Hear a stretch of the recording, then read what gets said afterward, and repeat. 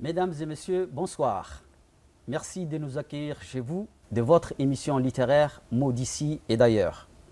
Cette émission proposée et préparée par le ministère de l'Éducation nationale et de la formation professionnelle en collaboration avec la RTD et le Centre régional pour la francophonie a pour vocation première d'insuffler la flamme du désir et du plaisir de lire chez les élèves et par conséquent réduire la distance, un tant soit peu, entre les élèves et le monde du livre. L'émission ambitionne également de valoriser les écrits des écrivains djiboutiens d'expression française. J'ai l'honneur et le plaisir d'accueillir comme invité Madame Nim'a Mohamed Moussa, inspectrice de l'enseignement de base, et Monsieur Mohamed Ahmed Issa, poète et professeur de lettres au CFF. Bienvenue, mesdames et messieurs, dans notre émission. D'abord, je me tourne vers Monsieur Mohamed Ahmed Issa. Vous êtes né en 1986 à Randa. Vous êtes plus connu sous le sobriquet Aboita Amoita, qui est votre nom d'écriture. C'est ça. Vous avez fait vos études primaires et secondaires dans la ville de Tadjoura. Tout au long de votre cursus scolaire, vous avez été un brillant élève. Vous obtenez votre licence de lettres modernes, puis vous poursuivez vos études supérieures et vous décrochez votre master à l'Université de Bourgogne. Actuellement, vous préparez votre thèse de 3e cycle sur la politique linguistique familiale à Djibouti.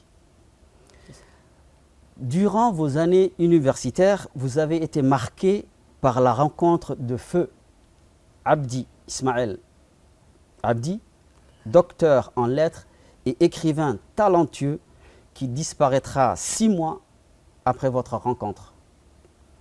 Touché par cette perte, vous en parlez longuement et vous lui dédiez un très bel hommage digne d'un disciple dans votre recueil Saline. Saline est votre première publication. C'est un recueil de poèmes très imagé. Par votre plume légère et votre verbe tantôt suave, tantôt amer, vous emportez le lecteur au bord de la mer Rouge. Vous chantez l'amour, vous glorifiez le nomadisme, vous louez la sagesse des contrées qui vous ont vu naître et grandir. Saline, c'est aussi un parchemin de la culture afar, avec sa langue imagée, ses rites, ses danses. Saline, enfin, c'est un concentré d'envolées lyriques où des figures, des styles se mêlent et s'entremêlent. Alors, Monsieur Aboita, généralement, lorsque un écrivain, qu'il soit romancier, poète ou dramaturge, décide d'écrire, c'est pour, entre autres, faire découvrir au lecteur sa vision du monde. C'est ça. Vous, en tant que poète, artisan du verbe, pour vous exprimer, vous avez choisi la poésie qui est l'art du beau langage par excellence. Oui. À quelle fin utilisez-vous cet art? Merci, Monsieur Mohamed, pour cette belle présentation. Merci à ceux qui nous ont invités aussi pour cette émission. Je crois qu'on est à la 3e émission et c'est un grand honneur quand on est un jeune écrivain de se voir convié à s'exprimer autour de son œuvre, parce que d'abord, des émissions comme celle-ci permettent de promouvoir l'auteur, son œuvre, la lecture et la littérature djiboutienne. Pour ce qui est Saline, c'est une première publication, c'est vrai. À travers cette œuvre, j'ai voulu dire mon pays, décrire mon pays et me dire moi-même. C'est une manière aussi de glorifier, comme vous l'avez très bien dit, glorifier mon pays, dire à mon peuple à quel point nous devrions chérir ces petits bouts de terre, parce que notre pays est un bijou géologique, un bijou archéologique, un bijou géostratégique que tout le monde aime et que tout le monde veut posséder. À travers ma plume légère, verbe suave, vous l'avez très bien dit, merci pour cet hommage. J'ai voulu montrer qu'un poète, c'est aussi un ambassadeur de son pays, un ambassadeur culturel de son pays. Et à travers la poésie, mon ambition est de dire ce que je ressens, dire ce que nous ressentons, parce que quand on est poète, on ne parle pas pour soi, on ne parle pas que pour soi, on parle pour soi, mais aussi on fait tout pour que le lecteur s'identifie à notre jeu de l'auteur. Comme disait Arthur Rimbaud, je est un autre. Donc à travers mes expressions, à travers mes poèmes, beaucoup de gens se retrouvent. Beaucoup de gens retrouvent Djibouti. Beaucoup de gens retrouvent la grandeur de ce pays, ces petits pays des grandes valeurs. Donc c'est un travail de valorisation, un travail d'hommage et d'honorification de la mère patrie. La poésie, donc pour revenir à votre question, est un moyen, est une arme pour dire ce que l'on a à dire, pour rendre grand ce qui est petit. C'est le cas de Djibouti qui, à travers mon écriture, devient un immense territoire peuplé par d'immenses peuples. Et donc, c'est ça qui fait un peu la valeur de la poésie. Très bien. Comme vous venez de dire, vous utilisez la poésie pour dire votre pays, entre autres. Oui. Et à ces propos, vous consacrez un poème à une ville qui vous est chère, Tadjoura. À travers ce poème, vous déroulez, vous célébrez la ville de Tadjoura, mais également toute la région, le Mabla, le Goda, le Daï. Donc, à la lecture de ce poème, on a l'impression que vous faites la promotion de la ville et de la région. Puisque, comme vous le dites, Tadjoura est le nombril de la terre. Qu'en est-il? Est-ce que juste une hyperbole, une simple figure de style, ou juste, qu'en est-il? Alors, merci encore une fois. Ce poème, cet immense poème, un des plus longs poèmes du recueil, que j'ai voulu intituler Tadjoura, parce que pour nous, habitants de Tadjoura, riverains de la mer, du Golfe, j'ai grandi dans cette ville. J'ai pratiquement fait 20 années de ma vie dans cette ville. J'ai étudié à Tadjoura. J'ai fini presque ma scolarité là-bas. Du coup, j'ai voulu alors rendre hommage à Tadjoura comme on rend hommage à sa mère. Et comme vous dites, il y a plusieurs figures de style à travers ce poème.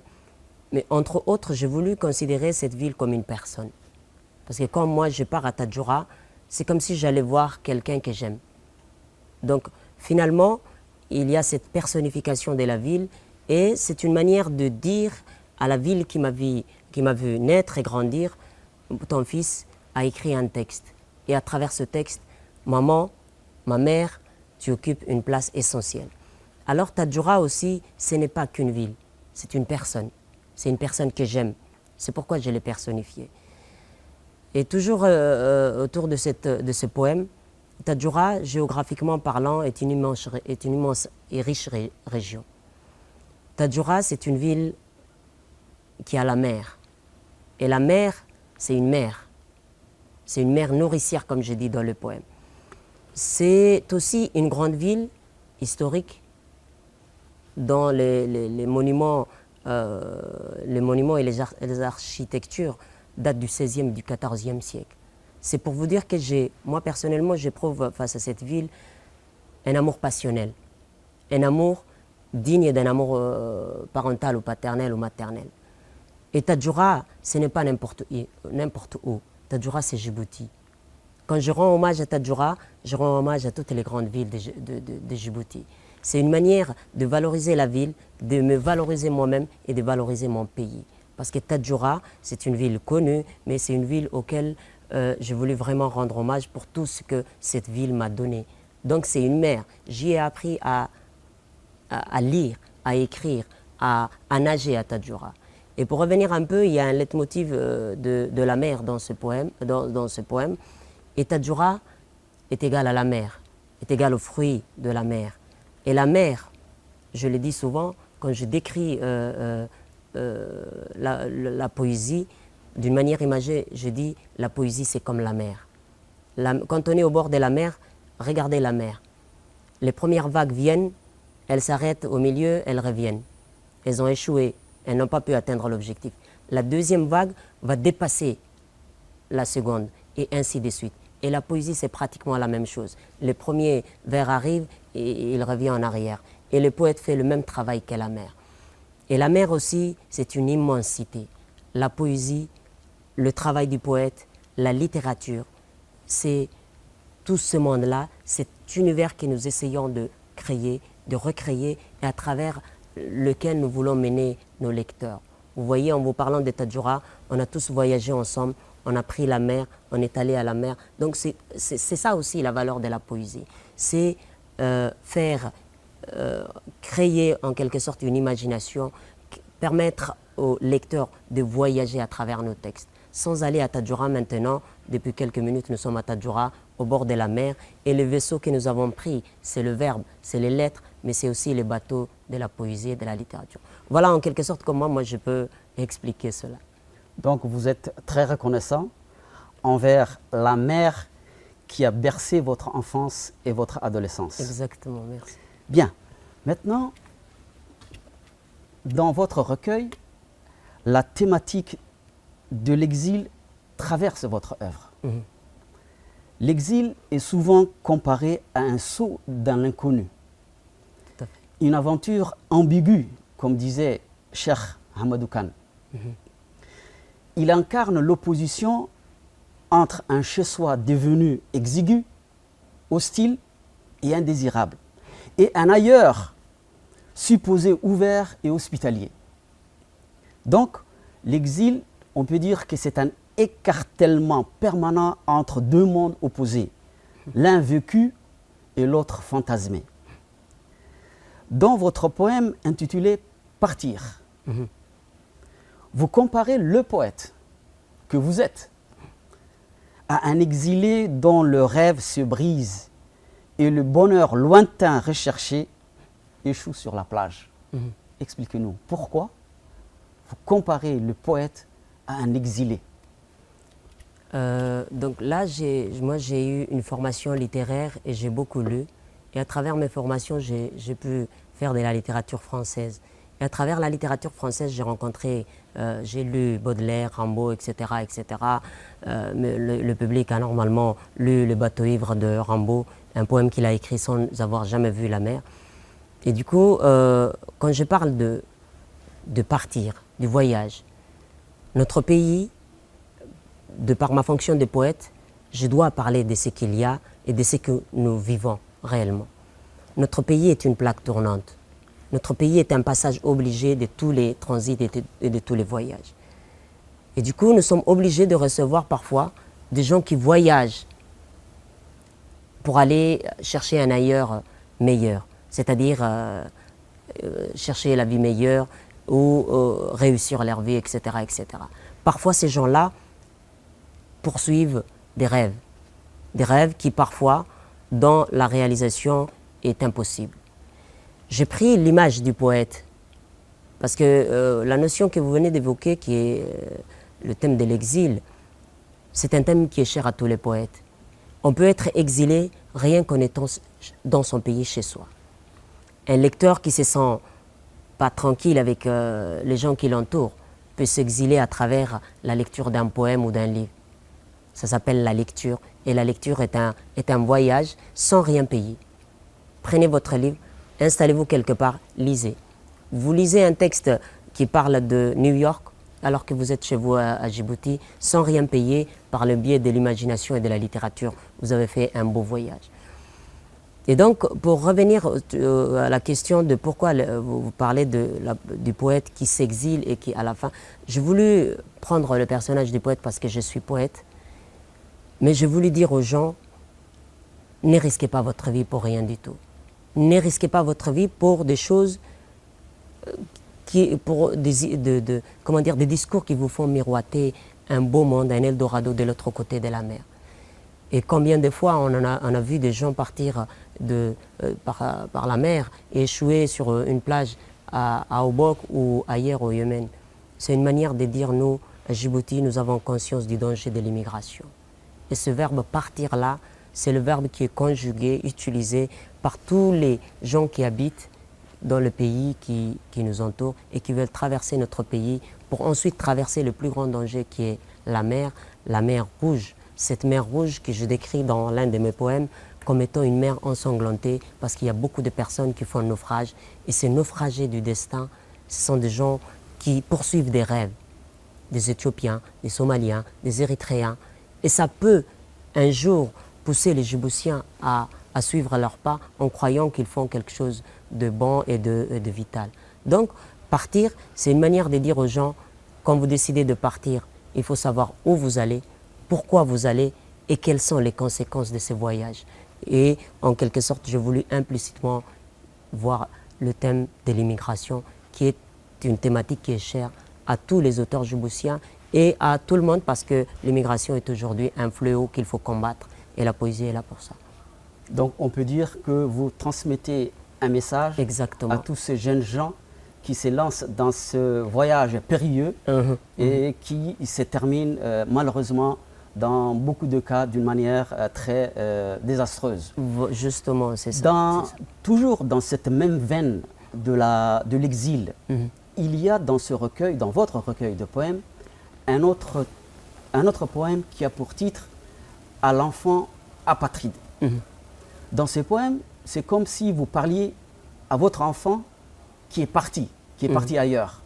Et vous lui demandez de revenir. Et vers la fin du poème, vous lui dites « Fils, ne te laisse pas leurrer par l'euro, reviens ». Donc exactement, c'est toujours ça. Vous avez fait une belle lecture du recueil. Et l'enfant apatride, j'ai voulu un peu revenir sur cette notion de fuite des cerveaux. Nos pays, les pays africains, les pays du Sud en général, perdent leurs poètes, leurs intellectuels, parce qu'ils décident un jour d'aller ailleurs et de vivre leur vie dans des pays qui n'est pas les leurs. C'est une manière de dire, de faire parler, de donner la parole au pays, à la patrie, qui parle à son fils, qui dit « Mon fils, reviens au pays, sois utile à ton pays. Malgré tout ce que tu feras, on te dira toujours que tu es un citoyen de tel pays et on te dira toujours ton origine. » C'est une manière de dire « Reviens, sers ton pays, servez votre pays et le développement ne viendra que de cela. » Donc c'est toujours cette thématique d'exil qui est abordée et c'est toujours ce message, cette volonté de transmettre le message et de dire « Jeunesse, diplômée ou pas, ne quittez pas votre pays, bâtissons notre continent, bâtissons nos pays, bâtissons nos campagnes et nos villes. » Donc c'est toujours une volonté de dire « Soyons utiles, travaillons chez nous, construisons et bâtissons notre avenir et notre destin main dans la main. » Très bien. Nous allons toujours rester sur cette thématique de l'exil, parce que vraiment, comme je l'ai dit tantôt, elle traverse tout le recueil. Baudelaire, lorsqu'il décrit le poète dans son poème qui a pour titre « L'Albatros », ce grand oiseau marin, il dit « Le poète est un exilé sur le sol, au milieu des huées, ses ailes géantes l'empêchent de marcher. » En tant que poète, est-ce que vous vous reconnaissez dans la signification profonde de ces vers. Absolument. Comme j'ai dit tout à l'heure, Baudelaire est un des parrains de tous les poètes du monde. Parce qu'à travers ce poème, il a voulu parler du poète qui est un être incompris. Et Verlaine, Rimbaud, etc., ils s'appelaient déjà eux-mêmes les poètes maudits. Personne ne les comprenait et parfois ils avaient des messages à transmettre, mais leurs messages n'étaient pas compris. C'est Albatros qu'il décrit avec des ailes de géant et il l'appelle dans une de métaphores le prince des nuées. Ça veut dire c'est quelqu'un qui a la tête dans les nuages, qui réfléchit, qui pense, mais les gens ne comprennent pas ce qu'il a à dire. Et à travers ce poème allégorique, cette allégorie, il veut dire que le poète a du mal à se faire comprendre. Beaucoup de prophètes ont été appelés fous au début quand ils sont venus parce qu'ils avaient des messages à transmettre et le message était profond, était large. Quand les gens ne comprennent pas, ils étiquettent, même le bien-aimé d'Allah a été étiqueté de fou, de sha'ir, de poète. Et pour revenir à notre question, ce thème de poète qui est rejeté, qui n'est pas compris, qui est exclu, qui est marginalisé, moi je le ressens et mes collègues aussi le ressentent. Les gens ne lisent pas. Et l'objectif même des émissions que nous faisons ici, c'est une manière de dire aux gens, lisez avec nous, écoutez les écrivains parler. C'est des êtres humains comme vous qui ont un message à vous transmettre. Comprenez-le, lisez-le, critiquez-le. Et après, ils feront encore mieux et vous allez vous comprendre. Et à travers des débats comme celui-ci, nous avons aussi la chance de dire aux gens, essayez de comprendre nos textes, essayez de comprendre le message que nous voulons vous transmettre. Et c'est ça, le message que nous transmettons, ce n'est pas parce que nous sommes les plus intelligents, c'est peut-être parfois parce que nous sommes les plus sensibles. Et quand on est sur la sensibilité, les gens essayent de comprendre un peu, parce que parfois, ce que j'ai écrit pour ma fille peut toucher quelqu'un qui a perdu par exemple sa femme ou une autre personne. C'est le cas par exemple de Victor Hugo, il a perdu sa fille, il écrit les Contemplations. Et quand on lit les Contemplations, c'est lui qui a perdu son chat ou c'est lui qui a perdu sa femme ou sa mère, etc. ressent quelque chose parce que Victor Hugo dit, ne croyez pas que c'est Victor Hugo qui parle à travers ce texte. C'est un papa qui a perdu un être cher qui parle. Et quand nous perdons un être cher, nous nous retrouvons finalement à un point et la poésie est ce terrain dans lequel chacun a quelque chose à ressentir. C'est comme une image qu'on colle au mur et qui nous regarde tous. Justement, à propos du message que le poète veut transmettre à travers ses écrits, sa poésie, dans votre recueil, vous exprimez de façon passionnée et imagée des sentiments et des émotions parfois intenses et vives sur des thèmes divers et variés, que sont l'amour, l'exil, le nomadisme, etc. La poésie, au-delà de l'expression des sentiments et des émotions, est-ce qu'elle a d'autres fonctions? Alors, la poésie, moi j'ai dit, un écrivain ou un poète a 26 armes. Les pays qu'on appelle les pays civilisés qui se battent ou qui combattent le monde ont une seule bombe. Ils ont une bombe atomique. Et nous, nous gardons 26 lettres. Et les 26 lettres sont des bombes et des bombes qui peuvent s'exploser et exploser à tout moment. Mais nous, écrivains, nous, poètes, nous avons des bombes. Ces bombes sont des lettres. Vous savez, Victor Hugo, quand il écrivait les châtiments contre Napoléon Bonaparte, il disait « je vais écrire une œuvre qui fera l'effet d'une bombe ». La bombe atomique va faire perdre de vies humaines, comme ça s'est passé au Japon. Mais après, la vie a repris son cours. Victor Hugo a écrit les châtiments il y a très longtemps, il y a plus d'un siècle maintenant. Il est toujours d'actualité.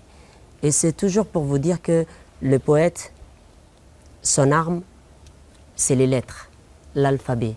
Et quand on met les lettres ensemble, ça forme une phrase. Et ces phrases forment des textes. Et ces textes forment une signification. Et à travers cela, on a des messages et on a une fonction. Le poète, comme disait Victor Hugo, il est porte-parole de sa communauté. Quand les gens ne lisent pas, on m'invite dans une émission, je leur dis la valeur de l'écriture. Et en décrivant ma petite vie d'écolier, etc., moi, en me présentant, il y a des élèves qui vont retrouver en moi, par exemple, un modèle qu'ils vont suivre. Parce que nos enfants, nos jeunes sont en perte de repères maintenant. Ils regardent la télé, ils regardent Facebook, ils regardent TikTok. Et c'est parfois des gens qui n'ont pas le même parcours qu'eux, qui n'ont pas la même vie qu'eux, qu'ils suivent. Donc pour lutter contre l'acculturation, la poésie, le poète a une fonction cruciale. Il doit appeler à la culture, à notre culture, à nos cultures. Parce que les cultures djiboutiennes doivent être valorisées. Et à travers mon œuvre, à travers les œuvres de mes collègues, de mes amis poètes, il y a toujours la culture somalie, la culture afar, la culture arabe, la culture éthiopienne qui est exprimée. Parce qu'un poète, c'est un porte-parole. Un poète, c'est un pont entre les cultures. Si tu ne me comprends pas dans ma langue, on se comprendra dans une langue qui a été la langue de notre scolarité, c'est le français. Et à travers ça, vous allez découvrir la culture afar, vous allez découvrir la culture somalie, vous allez découvrir la culture arabe. Et quand on mettra nos cultures ensemble, ça fera une diversité riche et diverse. Et ça nous permettra de nous comprendre, de nous aimer, de nous bâtir et de nous unir autour d'un melting pot, mais où chacun apporte un peu de soi-même. Et c'est ça qui fait notre fierté et notre grandeur. Justement, vous parlez de bombes et d'armes. Donc, vous nous dites que la bombe ou l'arme que dispose le poète, ce sont les 26 lettres de l'alphabet. Et c'est justement les... Oui, allez-y. Et c'est justement, si eux, ils ont les armes de destruction massive, nous avons les armes de dissuasion massive. Quand nous écrivons à un peuple, quand nous écrivons à des millions et à des milliers de lecteurs, nous leur disons, ils vont vous dire ça, mais ne les suivez pas. Donc ils sont avertis. Le poète est un avertisseur. Le poète est quelqu'un qui livre un message. Ce message peut être lu maintenant, cette année, dans 100 ans, dans un siècle. Et comme disait Nietzsche, quand il écrivait ces textes, les gens ne les comprenaient pas. Il disait « je ne serai compris qu'en l'an 2000 », alors qu'il écrivait au milieu du XXe siècle. Donc vous voyez, donc l'écrivain a des armes, mais c'est pour dissuader, c'est pour éduquer, c'est pour sensibiliser, et c'est ça. Justement, aussi, un écrivain ou un poète, il peut prendre position sur des questions sociales, religieuses, voire politiques, en faisant de sa plume une arme et de son talent un instrument au service d'une cause. Justement, à travers votre poème Douméra, vous prenez ouvertement position en tant que poète. Et vous écrivez « Debout, enfants de la République, la patrie vous appelle ». Et un peu plus loin, vous dites, je cite, « Démocrates avertis, patriotes animés, militaires retraités, généraux en vacances, citoyens volontaires, armez-vous ». Donc à la lecture de ces vers, on sent un certain engagement de votre part. Pour le poète que vous êtes, Monsieur Abouyta, s'engager et agir consiste-t-il à écrire en transformant votre plume en une épée, comme disait Sartre? Exactement. Et je dis aussi, je vais ajouter que le livre et l'écriture, donc les livres et la lecture, c'est une manière de détourner les violences. Et pour détourner les violences, nous prenons la plume, et cette plume transmettra le message. Et c'est une manière, comme je disais, de dissuader contre les violences, contre les combats meurtriers, etc., que connaît le monde aujourd'hui. Et pour revenir à Douméra, comme tout poète, vous savez, le recueil n'est pas écrit en une journée ou en un mois ou en une année, ce sont les écrits de tous les jours. Et quand notre pays a été agressé, a été attaqué, il fallait que je me dise quelque chose.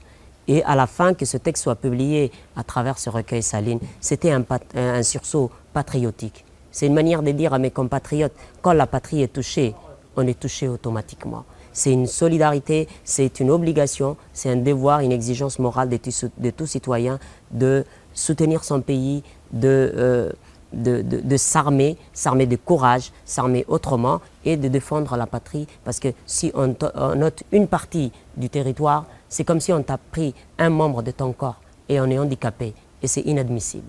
Donc les poètes, en fonction de glorifier la patrie, de glorifier le patriotisme, parce qu'on a Djibouti, c'est le seul trésor que nous avons. Donc, et on doit à tout prix défendre ce petit bout de terre qui pour nous est un bijou, et pour le monde aussi, parce que notre pays est convoité, même si c'est un tout petit pays, c'est convoité. La raison, nous avons plusieurs bases militaires et tous les membres du Conseil de sécurité des Nations Unies sont là. Ça veut dire qu'on est en quelque sorte le New York, mais le New York africain. Donc voilà, donc le poète, il a cette vertu d'être le défenseur de la patrie quand elle est en danger, d'être le porte-parole de la patrie quand il le faut, de dire aux gens, il faut qu'on se lève. Et c'est quelqu'un qui est écouté, c'est quelqu'un qui est suivi, c'est un modèle, c'est un exemple. Donc si on parvient à nous faire lire, le message va passer de génération en génération et c'est ça qui fait la grandeur de l'écriture et de la littérature. Et tout à fait, à la lecture de ce poème, suinte votre patriotisme. Justement, quelques pages plus loin, après avoir pris position pour la cause, une cause nationale, et vous appelez à vos compatriotes à prendre les armes et défendre la patrie. Quelques pages plus loin, vous invoquez la paix. Vous la décrivez comme une idée sublime, une splendeur éphémère, que certains n'ont jamais vue et espèrent encore. Quel est le message que vous avez voulu passer à travers ce poème? Alors, le message que je transmets, en général, ce sont des messages que je veux qu'ils soient atemporels et éternels. Ce n'est pas pour une durée, je veux que ce soit toujours comme ça. Je m'appuie surtout sur des vérités universelles. Et la paix, c'est ce qu'il y a de plus cher. S'il n'y a la paix, il n'y a pas de vie. Et comme je l'ai toujours dit, on l'a toujours dit, notre pays est réputé pour être une terre de paix, un havre de paix, et il n'y a pas de développement sans paix. Et on a toujours sauvegardé cette paix, et on a toujours eu cette volonté de faire en sorte que nous soyons unis à une cause, à la paix. Si on a la paix, on a tout. Si on perd la paix, on perd tout. Donc quand on est dans une région comme la nôtre, qui est une région tourmentée, etc., et qu'on a su garder la paix, pour tout Djiboutien, c'est d'abord une grande fierté et c'est ce dont on peut s'enorgueillir. On est jeune, on est le plus petit pays de la Corne, on est un îlot francophone dans un immense océan arabophone et anglophone, mais quand même, notre pays a su être à la hauteur des grands rendez-vous. Nous accueillons parfois des séminaires de réconciliation nationale avec les pays qui nous sont voisins et nous accueillons des réfugiés qui fuient la guerre. On est un tout petit pays, c'est toute la grandeur de notre pays. Et c'est pour ça que nous sommes respectés, nous sommes adulés, nous sommes aimés et que nous devrions toujours faire pour que nous nous aimions davantage et nous gardions ce petit lopin de terre toujours calme, tranquille et serein. C'est ça qui fait la grandeur de notre pays. Et c'est pourquoi je chante la paix, parce que la paix, et c'est ce qu'on a de meilleur, c'est la plus grande vertu et la plus grande valeur que l'on peut défendre et pour laquelle on peut prendre une plume. Ne prenez pas les armes. Si vous ne comprenez pas quelque chose, écrivez. Si vous voulez avoir des messages, lisez des textes qui parlent de pays où il y a eu la guerre. Et ça vous permet, la littérature permet à travers ça de trouver de terrain, d'entente, mais aussi des messages, des expériences qui nous viennent des pays qui n'ont pas connu la paix. Donc, notre pays est un pays de paix. Nous chantons la paix et on ne peut chanter que quand il y a la paix aussi. S'il y a poésie, c'est parce qu'il y a la paix. La poésie fait partie des caractéristiques de la paix. Donc, pour vous résumer, la paix est le soubassement de tout développement. De tout développement durable. Durable. D'accord. Merci. Aboita, il vous arrive dans le cadre de vos activités d'écrivain d'animer des ateliers de lecture et d'écriture dans les établissements scolaires. Regardons ensemble un court reportage. Au centre de formation des enseignants de l'enseignement fondamental, où il travaille, le poète Mohamed Ahmed Issa, alias Aboita, effectue de nombreuses activités littéraires et culturelles avec les futurs enseignants. Durant le mois dernier, nous avions pu assister à un de ces ateliers. Il s'agissait d'un atelier de réflexion sur le rôle des textes littéraires en classe de langue, plus précisément en cours de français, la langue secondaire. L'écrivain a eu une discussion riche et passionnante avec les enseignants en formation qui ont pris part à l'atelier. Il a été question de l'écriture et de la lecture. Les élèves professeurs ont montré l'intérêt pour la lecture en classe et les différentes manières de l'aborder. Enfin, la journée des intéressés à l'œuvre de l'auteur intitulée Staline qui a fait l'objet de lecture et du dialogue. Les jeunes enseignants se sont montrés impliqués et ont fait part de leur lecture et leur conception de la littérature en général et de l'écriture et la lecture en particulier.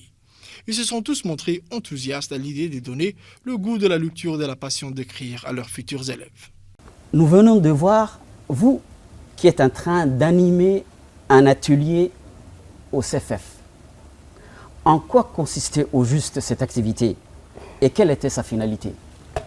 Alors, en tant qu'écrivain, mais aussi en tant qu'enseignant de littérature et de lettres, je fais beaucoup de conférences, de séminaires, des ateliers d'écriture.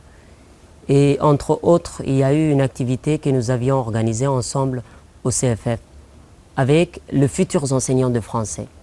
C'était vraiment une journée riche, une journée diverse, avec des animations, des questions, des réponses, des réflexions qui ont porté sur la littérature et sur l'écriture.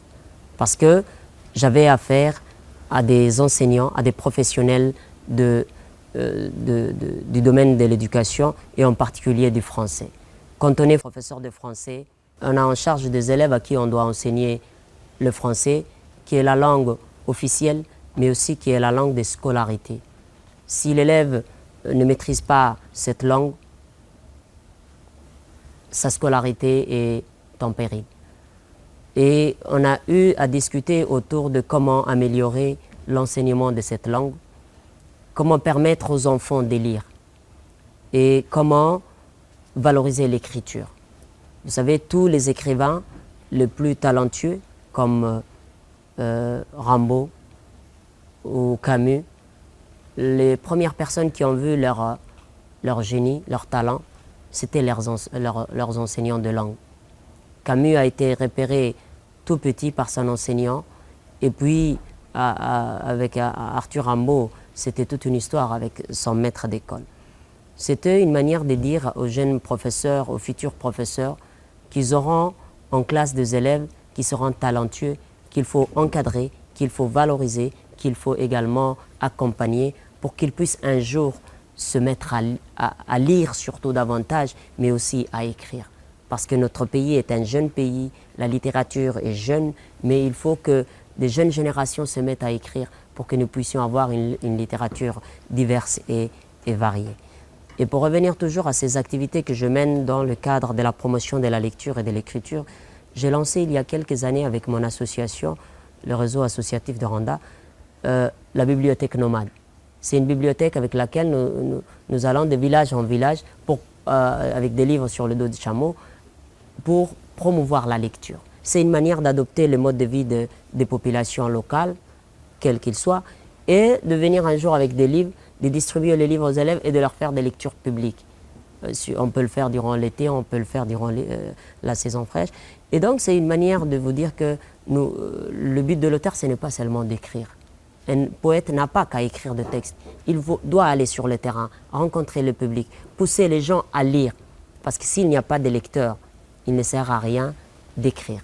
C'est parce que nous avons des lecteurs que nous avons envie d'écrire. Parce que nous, écrivains ici au pays, nous avons envie d'écrire ici pour les gens qui sont ici, même si après le livre peut être commandé à l'étranger ou peut être lu en Europe ou ailleurs. Donc c'est une manière de dire, je suis le fruit de cette politique éducative, parce que moi je suis le pur fruit de l'éducation nationale djiboutienne. Et je dis aux Djiboutiens, on peut être Djiboutien, on peut écrire, on peut défendre son œuvre, mais on peut également pousser les gens à nous suivre et à faire comme nous. Donc c'est une manière de servir de modèle, comme je disais tout à l'heure, à des jeunes qui croient que pour écrire, il ne faut être qu'occidental ou que français ou européen. Donc, c'est une manière de dire, on a nos cultures, si on maîtrise nos cultures, on peut les traduire en français et écrire. Et c'est ça qui fait un peu que j'ai simplifié l'écriture de mon texte. Parce que la simplicité est parfois dans la beauté est parfois dans la simplicité.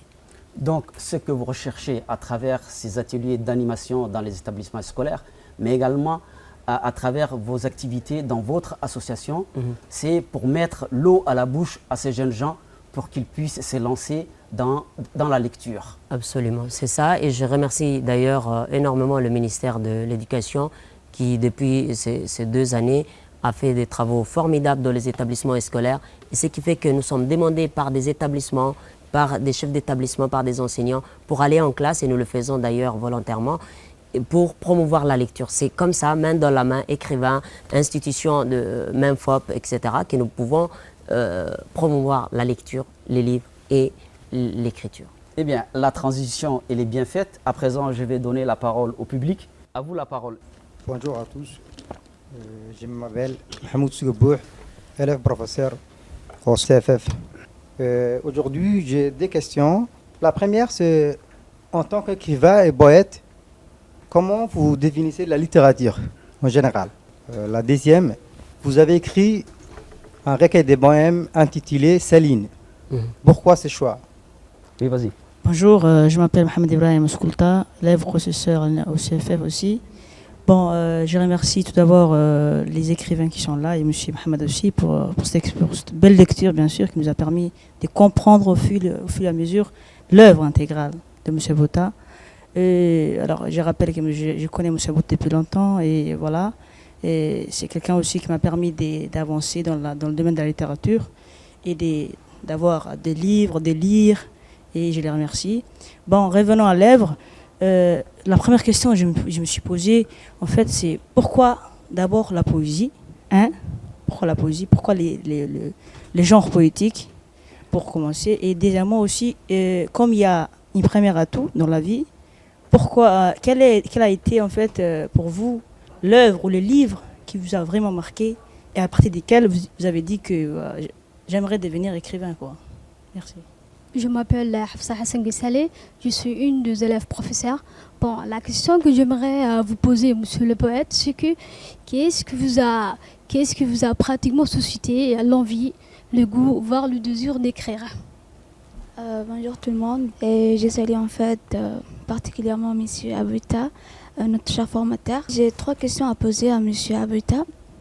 La première, c'est qu'est-ce qui vous a poussé à écrire cette recueil et quels en sont les grands objectifs après cette écriture? Et la deuxième, c'est qu'est-ce qui vous a rendu en fait si facile à réaliser cette collection? Et en tant qu'écrivain, c'est quoi, comment en fait procédez-vous l'écriture d'après cette recueil? Bien, on va donner la parole au poète. Oui, alors, sans tarder, je vais essayer de répondre aux questions très profondes du public. La première question était de comment définir la littérature. C'est vraiment une question d'ordre général. La littérature, pour moi, sans aller trop loin, j'ai dit souvent littérature égale littérature. Faites le maximum des ratures. Ça veut dire travailler au brouillon, retravailler et retravailler. En lisant les ratures, vous êtes en train de faire de la littérature. Dites ça à vos élèves quand vous allez être devant la classe, parce que vous allez leur apprendre à utiliser le brouillon, à leur montrer que écrire demande beaucoup d'efforts. Écrire, c'est la recherche perpétuelle de la perfection. Parce qu'on n'écrit pas en une seule fois. Vous savez, entre un premier vers d'un de mes poèmes de Saline et le deuxième ou le troisième, ou entre la première strophe et la deuxième, parfois il y a 2 mois. J'ai écrit la première strophe, et après je me suis arrêté parce que les idées ont eu du mal à venir. Et en attendant, j'ai passé à autre chose. C'est pour vous dire que la littérature, c'est ce travail de lecture et d'écriture. Un bon littéraire est un grand lecteur. Et un grand lecteur va forcément se mettre à écrire. Même s'il écrit autre chose, même s'il n'écrit pas pour écrire, il écrira au moins sur des textes qu'il a écrits, en devenant par exemple critique littéraire. C'est ce qui nous fait vraiment défaut maintenant. Donc la littérature, pour revenir à la question, c'est ça. C'est un travail de lecture, d'écriture. Pour résumer. Et ensuite, pourquoi j'ai choisi le titre Saline? Oui, Saline, parce que ce mot-là, c'était un mot que tous les Djiboutiens savent, connaissent. Saline, d'abord, j'ai pensé au théâtre des Salines, où se produisaient tous nos grands chanteurs et tous nos grands artistes des années passées, et maintenant c'est sur la voie de redynamisation. Saline, c'est les lieux de manifestations culturelles. Et à travers mon œuvre, j'ai voulu rendre hommage à tous ceux qui se sont produits sur ce terrain, c'est-à-dire aux artistes, aux chanteurs et aux gens qui faisaient aussi du théâtre, parce que le théâtre est aussi un moyen d'expression. Saline parce que notre pays est un des rares pays à avoir l'or que nous appelons l'or blanc, qui est le sel. Et c'est ce qui fait la grandeur de notre pays aussi. Le sel de Djibouti est un sel prisé. Quand on parle du sel, on parle également de la mer. Parce que la mer, elle est salée. Et parce qu'elle est salée, on a l'avantage d'avoir, parce qu'on a la mer, on a l'avantage d'avoir des ports. Et parce qu'on a des ports, on a des débouchés économiques. Et on a aussi des bateaux qui viennent et qui vont. Et nous sommes sur un terrain, c'est-à-dire sur une route qui est empruntée par tous les gros bateaux du commerce mondial. Saline, parce que j'ai voulu parler de la mer. Et la mer, elle est immense, elle est profonde. Et à travers ma poésie, j'ai voulu dire que la grandeur, la valeur de la mer. Parce que la mer, c'est une mer nourricière, comme je disais pour Tadjoura. Quand on a la mer, on a tout. Quand on a la mer, on sait pêcher. Et quand on pêche, il faut être patient. Et quand on est patient, on a ce qu'on veut finalement. Et Saline, en général, c'est ça, c'est la mer, c'est le sel et également l'hommage aux artistes nationaux. Pourquoi le choix de la poésie? Parce que la poésie, pour nous, peuple de Djibouti, c'est ce qu'on a de plus familier. À la maison, une maman, pour faire dormir son bébé, elle chante. Dans nos langues, elle chante. C'est les Hoa Hororoa, c'est les Hes Aroured. Et tous les enfants, nous sommes tous grandis avec cette petite musique que nous chantaient nos mamans. Et à l'intérieur de nous, il y a cette musicalité qui est incrustée. Et la poésie, pour moi, c'est un des moyens d'expression le plus, le plus important et que j'ai aimé aussi. Parce que moi, naturellement, je me suis senti que j'ai été fait pour être poète. Et on peut être poète en écrivant des romans aussi, cela n'empêche pas de faire ce travail. Quels sont les livres qui m'ont marqué durant mon parcours? Vous savez, au cours de notre vie scolaire, il y a quelque chose qui va booster notre énergie. Et les enfants sont pleins d'énergie et c'est à l'enseignant de leur donner envie de lire. Vous savez, en sixième ou au collège, j'ai rencontré des écrivains, des œuvres. Et parmi les œuvres qui m'ont le plus marqué, il y a Le Fils du pauvre de Mouloud Firaoun ou bien L'enfant noir de Kamaralai. Parce qu'à travers ce texte, le petit enfant noir qui parle de son pays, la nostalgie. Moi, j'ai été aussi à l'école à Tadjoura et mes parents étaient au village dans le Mangoda. Donc quand j'ai retrouvé que Kamaralai avait la nostalgie de son village natal, moi qui lis son livre, j'avais la nostalgie de mon village natal qui est Dissay, dont je parle profondément dans mon recueil. Vous voyez, donc on s'identifie à un auteur, on s'identifie à un écrivain et après on retrouve quelqu'un sur qui on peut s'appuyer pour nous, à notre tour, écrire. Parce qu'il y a des textes que j'ai écrits quand j'étais tout petit et que je peux après reprendre au fur et à mesure dans mon recueil. Alors, l'envie d'écrire. Pour moi, parfois, il m'arrive que j'ai vraiment un besoin d'écrire.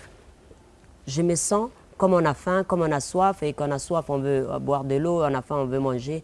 Moi, j'ai une envie qui me pousse à écrire. Parce que si je n'écris pas une journée ou un soir ou je n'écris pas une semaine, j'ai l'impression qu'il y a quelque chose qui me manque. Et je me mets à écrire. Quand je vois quelque chose, je vais m'exprimer sur quelque chose, j'écris.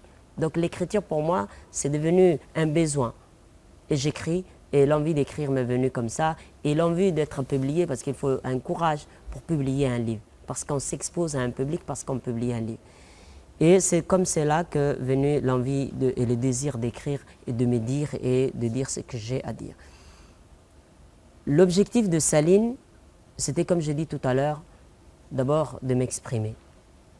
En tant que citoyen du monde, j'avais quelque chose à dire sur le monde dans lequel nous vivons et j'ai voulu le dire. Et Saline a été un des premiers moyens pour moi de m'exprimer et les autres sont en cours de traitement et ça va venir, Inch'Allah. La facilité d'écrire. Écrire n'est pas facile du tout. Il n'y a pas plus difficile que l'écriture, je peux dire. On peut facilement lire et fermer le livre et s'en aller. Mais l'écriture, c'est une souffrance. Vous savez, quand je vous donne un poème, c'est parfois toute mon énergie. C'est parfois une partie de ma journée ou du mois ou de mes vacances que je vous donne. Et quand vous prenez soin de lire un texte, mettez-vous ça dans la tête qu'un écrivain, pour écrire, parfois il crie, mais il crie sur la page blanche. Il n'écrit pas dans sa chambre, mais en écrivant, dans sa tête, il crie et il produit ça sur la feuille, parce que la feuille blanche devient en quelque sorte une confidente pour les poètes. Et l'écriture, c'est un travail de lecture, parce que d'abord, j'écris, après je me relis. Et ce travail de modélage et de remodélage s'est fait pendant des années parfois. Il y a des textes qu'on a écrits il y a très longtemps, qui sont rangés dans nos tiroirs, parce qu'il faut relire, lire et relire, et ça demande vraiment du temps, de l'énergie et du courage. Donc je pense qu'il n'est pas facile d'écrire, mais ce n'est pas difficile non plus. Mettez-vous à lire, formez-vous, forgez-vous, et vous allez transformer votre vie et la vie des autres. Voilà ce que j'ai à dire. Merci, monsieur le poète, pour ces éléments de réponse. Je pense que le public est satisfait des éléments de réponse que vous avez apportés par rapport aux questions qui vous ont été posées. Venons-en à présent au deuxième volet de notre émission, le volet pédagogique. À cet effet, je me tourne vers vous, Madame Naïma. Madame Naïma, vous avez été tour à tour institutrice formatrice, conseillère pédagogique. Actuellement, vous êtes inspectrice de l'enseignement de base. Vous êtes également directrice pédagogique de la commission rédactionnelle du curricula depuis 2019. Alors, ma première question est la suivante. Nous allons faire le lien entre la littérature et la lecture à l'école. Inutile de vous dire, en tant que professionnel du terrain, en tant qu'inspectrice, que les compétences de lecture jouent un rôle fondamental dans la réussite des élèves. Vous conviendrez avec moi que l'intérêt et le goût pour la lecture influent positivement sur le développement des compétences. Depuis 2018, le MENFOP est engagé dans une révision des curricula. Il semble que la lecture occupe une place privilégiée. Qu'en est-il? Merci de m'avoir invité et de me donner la parole.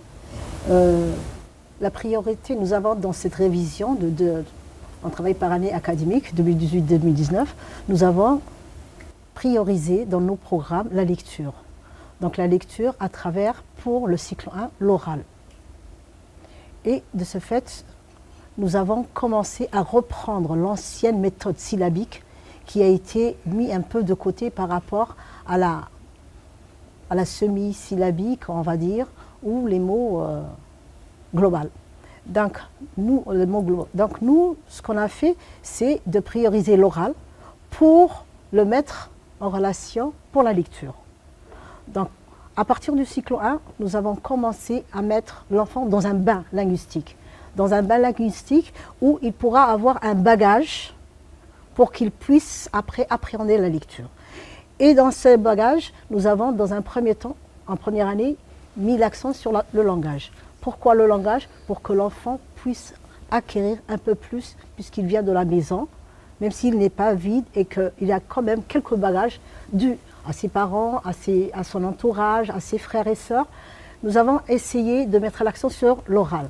Donc pour l'oral, pour la première année, nous avons mis quelques séances de 40 minutes où l'enfant était dans une immersion de langue.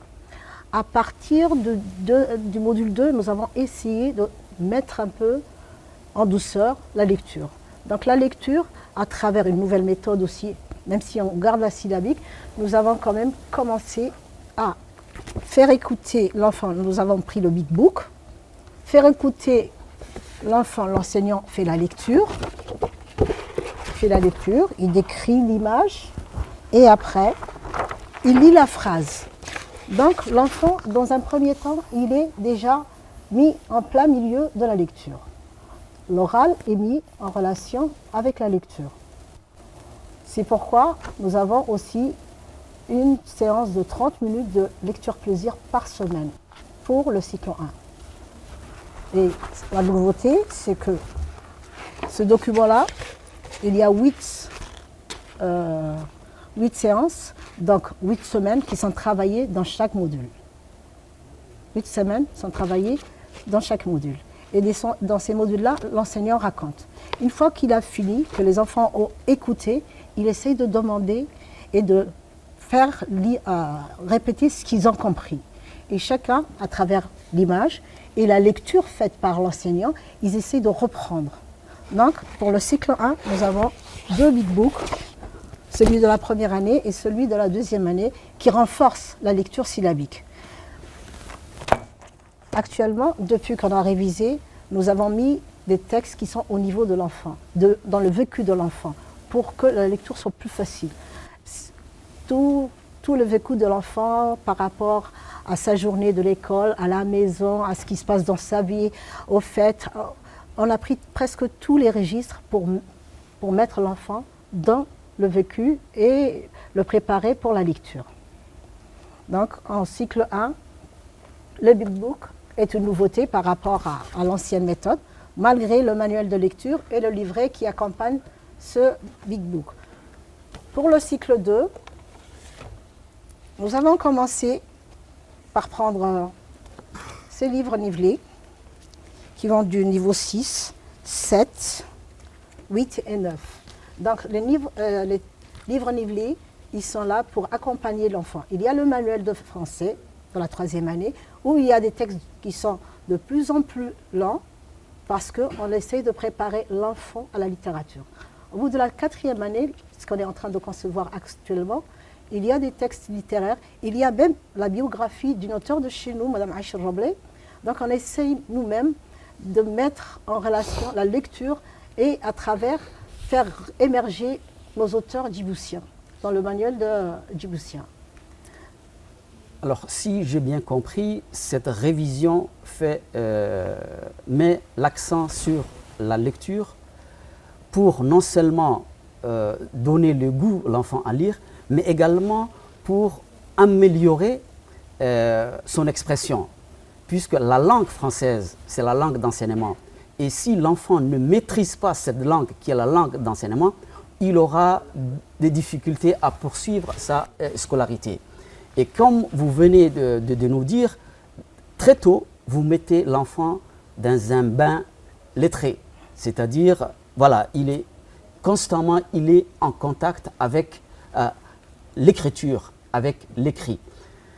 Mais par rapport au 2e cycle de l'enseignement primaire, oui, comment vous utilisez les écrits des auteurs djiboutiens? Est-ce que vous intégrez dans le programme? Est-ce que c'est pris en compte dans les livres? Vous prenez des textes des auteurs djiboutiens? Comment vous les utilisez? Comment vous l'exploitez, ce fonds de littérature locale? Dans le cycle 2, nous avons commencé par utiliser le conte de Omar Youssouf, qui est un auteur djiboutien aussi. Donc en 3e année, on a commencé par les contes. En 4e année, il y a la biographie de Mme Aïcha Robleh. Et en 4e année, nous rentrons vraiment en plein dedans dans les auteurs djiboutiens, Saad Qassem, Omar Youssouf, M. Amoïta, s'il le permet. Et donc, on va essayer de façon à ce qu'il y ait une continuité jusqu'à la 6e pour la littérature, où là, il y a plus d'œuvres étrangères. Non pas il y a des œuvres djiboutiennes, mais étrangères dans la majorité du temps. Donc nous, ce qu'on veut, on veut valoriser la lecture et surtout les auteurs djiboutiens dans notre manuel djiboutien et faire en sorte qu'on crée déjà dès le premier abord chez l'enfant cette espèce d'engouement pour la lecture. Et par rapport à ça, nous avons donné l'enfant le goût de la lecture à travers le défi lecture. Ce sont des textes lus par les enfants et à la fin de chaque livre, il y a des questionnaires qui sont proposés par l'enseignant et il essaye de faire un petit défi dans sa classe dans un premier temps. Chaque enseignant fait un petit défi dans sa classe, il prend les 3 meilleurs de sa classe et ils vont défier ceux de la 2e classe. Et tout ceci, la lecture, l'oral et la lecture nous préparent à quoi? Elle nous prépare à l'écriture. Donc l'enfant, tout en s'amusant, tout en soyant sur la dualité, il essaye de produire quelque chose. Une fois qu'il a produit à l'oral, on lui demande « est-ce que tu peux continuer à l'écrit ?» Par exemple, il y a aussi une activité qui s'appelle le cantiment. L'enfant a lu un conte et on lui demande d'écrire la suite. Ce qui fait que la lecture, sans la lecture, il n'y aura pas d'apprentissage. C'est pourquoi on est en train de tout mettre, de faire en sorte que la lecture soit vraiment le pilier. Elle doit être le pilier aussi des apprentissages. Donc effectivement, si j'ai bien compris, donner aux enfants, faire lire des enfants des textes écrits par des Djiboutiens, c'est de leur faire évoluer dans un environnement qui leur parle. Exactement. Et à travers les écrits des auteurs djiboutiens, l'enfant se reconnaît. Il reconnaît sa culture, exactement, son identité. Donc l'enfant a tout à gagner, exactement, me semble-t-il, lorsqu'il lit des textes écrits par des auteurs djiboutiens. Merci Madame Nima. Je voudrais ajouter un petit truc, un petit plus, parce qu'il y a eu la 2e édition. Oui. Il y a eu la 2e édition de la fête de la lecture et les auteurs sont passés dans les écoles. Chose qu'attendaient les enfants avec impatience, de croiser, de poser la question, d'écouter d'abord l'auteur, de lui poser des questions, même avec quelques mots.